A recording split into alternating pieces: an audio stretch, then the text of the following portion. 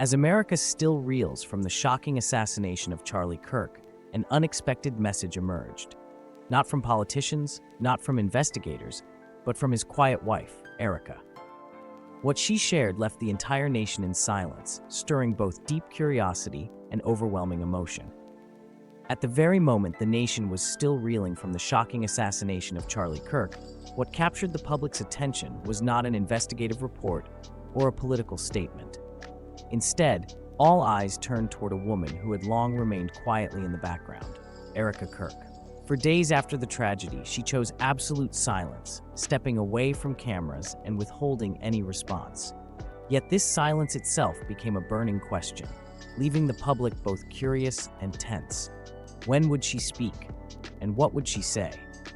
Many speculated that Erika would appear with a political speech to carry on her husband's legacy, or at least a demand for justice. Others believed she would retreat into the shadows, mourning quietly and refusing to engage with the chaos. Millions of eyes scanned social media, waiting for the slightest sign from the young widow, now carrying the unbearable burden of sudden loss. Then, one morning, just as the public had almost resigned themselves to her silence, an unexpected message appeared. It was not a grand press conference, nor a speech delivered from behind a podium, but simply a personal post on her social media account. Yet it was this very simplicity that pierced the hearts of millions. A photo of Charlie Kirk smiling alongside their children appeared, accompanied by words trembling with pain yet radiating strength. Erika's message. What was it about her post that made an entire nation fall silent? How could a short statement ripple across the world, becoming a global trend within mere hours? Perhaps behind the long silence, Erika had chosen the perfect moment to move the public with nothing but her heart.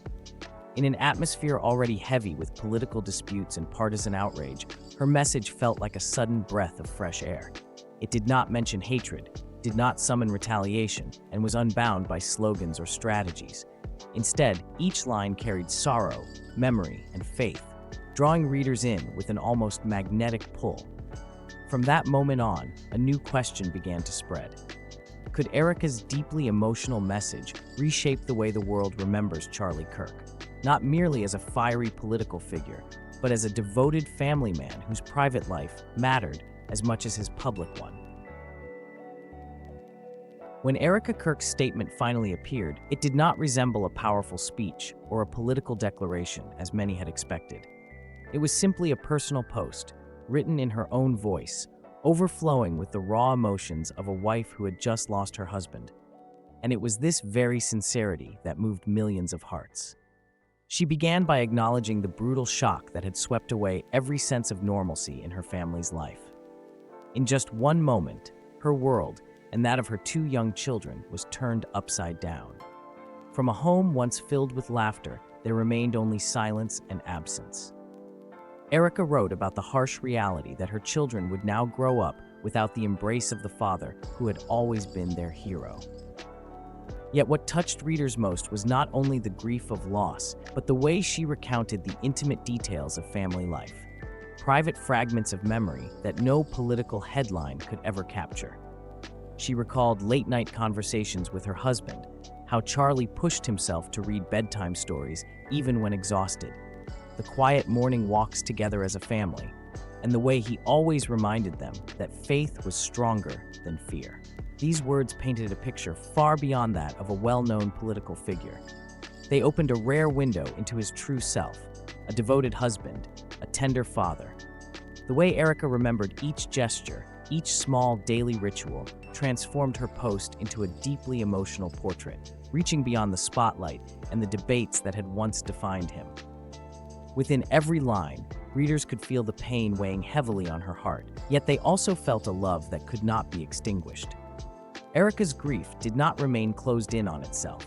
Instead, it became a channel of connection, a reminder that behind the loud clamor of politics and endless public discourse, there are families and individuals who silently endure tragedies of their own.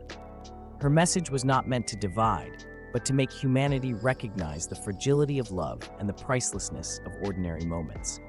And it was through this emotional honesty that Erika's words reached the deepest corners of the public's heart. When Erika Kirk's message was shared, What struck people was not politics, but the depth of faith it carried. In the darkest moment of her life, she chose to cling to familiar words from Scripture. God is our refuge and strength, an ever-present help in trouble. For her, this was not simply a quotation, but the anchor that steadied her and her two young children in days of unbearable grief. Erika recalled that only hours before the assassination, she had posted this very verse on social media. For many, that timing felt almost prophetic, a sign of unshakable belief, even in the face of looming tragedy. When she echoed the verse again in her statement, it was not coincidence. It was her way of affirming that the foundation of her life remained unbroken: faith. Within every line, readers could sense that she was not writing to call for revenge or to stir anger. Instead, her message reached toward healing and hope. She wrote that even in the darkest hour, she trusted that God was still present. That trust allowed her to transform pain into testimony, to turn loss into resilience. What moved the public most was the way Erika placed faith at the very center of her story. Rather than recounting her husband's death only as a tragedy, she reframed it as part of a larger journey, one in which love and faith endure, stronger than death itself. She affirmed that while Charlie's voice may have been silenced, his spiritual legacy would never be extinguished, living on in the hearts of their children and in the shared faith of their family. This message caused many to pause and reflect. Those who had only known Charlie Kirk as a political figure now saw him through a different lens, as a man of family, as a believer who lived his faith daily. And in that moment, the bitter divisions of politics seemed to fade, replaced by compassion and a reminder of the deeper human values that bind people together. Erika's words did more than mourn a husband. They reshaped how a nation remembered him. By grounding her grief in faith, she reminded the world that even in devastation, love and belief could rise above anger. And in doing so, she offered not only a tribute to Charlie Kirk, but also a universal testimony of strength, hope, and endurance. Just minutes after Erika Kirk posted her message, social media erupted. Screenshots of her words spread at lightning speed, shared not only by supporters, but also by people who had often criticized her husband. What left the strongest impression was not the political context, but the sheer authenticity of every line. In an era where heated debates and harsh rhetoric usually dominate, Erika's quiet yet deeply emotional tone compelled people to pause and listen. News outlets quickly picked it up, replaying her statement verbatim on national broadcasts and calling it one of the most moving responses to a political assassination in recent memory. Anchors reading her words on air often faltered, pausing to hold back their own emotions. Editorials went further, describing the statement as a rare moment of compassion in a deeply divided climate. What was most surprising was that sympathy did not come only from within the conservative movement. Politicians who had long clashed with Charlie Kirk publicly expressed empathy, admitting that Erika's words transcended political boundaries. Many wrote that while they disagreed with his views, reading about a father telling bedtime stories or a husband enjoying morning walks revealed a very different man, a family figure taken too soon. Religious communities quickly joined in amplifying the message. Churches quoted Erika's post during services, turning the Bible verse she highlighted into a collective prayer. Vigils and memorials began to echo her words, treating them as a compass for facing grief with dignity. In those moments, the words of one grieving woman did more than comfort her family. They became a source of spiritual strength for entire communities. This wave of response revealed something profound. In a society fractured by ideology, there are still messages powerful enough to pierce through division and touch the human heart. Erika Kirk's statement stood as undeniable proof of that. Her post was not about policy or political scorekeeping. It was about memory, faith, and the intimate bonds of family. And it was precisely because of this that it resonated across lines so rarely crossed, reminding people that beyond the shouting matches and headlines are lives, relationships, and fragile moments of love that can be shattered in an instant. Erika's voice became more than personal grief. It became a rare point of unity, a reminder that compassion and humanity could still be found even in the most bitterly divided times. One of the reasons Erika Kirk's statement resonated so powerfully was the way she lifted the veil surrounding her husband's public image. For years, Charlie Kirk had appeared to the nation as a fiery speaker, a sharp political figure, and a man who stirred intense debate. But through Erika's words, the public was offered a glimpse of another side, one rarely seen on screens. She did not describe Charlie through explosive debates or polarizing soundbites. Instead, she painted him through the quiet rituals of daily life, never missing breakfast with the children when he was home, calling every night to say goodnight, or reading scripture aloud at the family dinner table. These small, intimate details reshaped how people viewed him. No longer just a man of politics at a distance, he emerged as a devoted husband and an engaged father, deeply tied to his home. Such memories created a portrait that sharply contrasted with the strong, sometimes combative persona audiences were used to on television. The public began to envision a father carrying his child on his shoulders during hikes, a husband teasing his wife for packing too much on family outings, a man whose laughter could fill an entire room. This striking contrast brought tears to many eyes because it reminded them that behind the armor of ideology stood a man who was profoundly ordinary and profoundly human.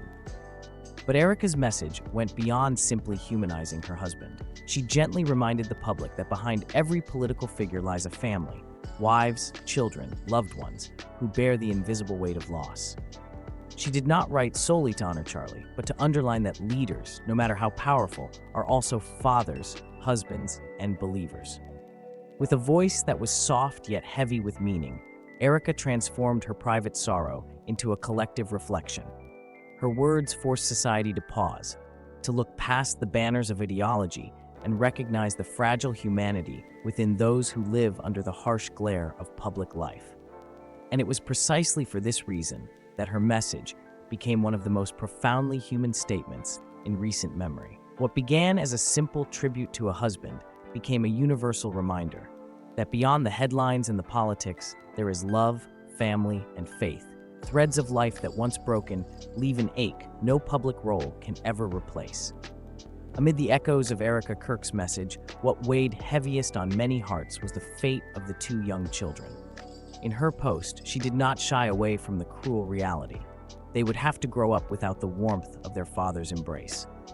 With a trembling voice on the page, Erika recalled the simplest moments that, for the children, had meant the entire world. Charlie had always been a devoted father, never forgetting to kiss his children goodbye before each trip, or to call home just to say goodnight. Bedtime stories read in a tired voice, laughter filling the living room. The way he carried the youngest on his shoulders during walks, these were now only memories. For adults, such details might seem small, but for children, they are the safety lines that anchor them to love and protection. Erika wrote that her greatest pain was not only losing her life partner, but also seeing her children wander through the house searching for their father's presence. She described mornings when the little ones called his name, still too young to understand that he would never walk through the door again. These words cut deep into the hearts of readers, making them feel the raw cruelty of loss. Yet alongside her grief, Erika shared a vow to raise her children according to the values Charlie had cherished. Faith, resilience, and courage would become the inheritance he left behind, even in his absence. Your voice may have been silenced, she wrote, but it will echo in the hearts of our children. Her message was not only for her family, but also a reminder to the nation. Behind every public figure are children forced to face a world missing someone they love. And in that void, only love and faith can attempt to fill the emptiness. The image of two children growing up in the shadow of a fallen father did not just quiet the nation, it carved a lasting ache into the public's memory, a grief that transcended politics and touched the deepest human compassion.